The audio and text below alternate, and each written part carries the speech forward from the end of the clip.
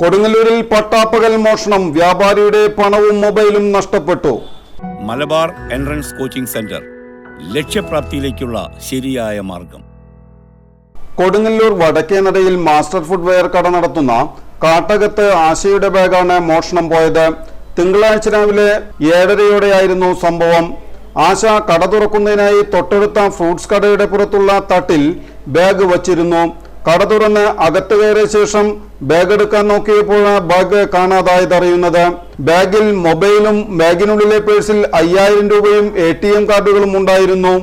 അന്യസംസ്ഥാനക്കാരിയായ ഒരു സ്ത്രീ ചാക്കുമായി വന്ന് ബാഗ് ചാക്കിലിട്ട് കൊണ്ടുപോകുന്നത് CCTVയിൽ പതിഞ്ഞിട്ടുണ്ട്.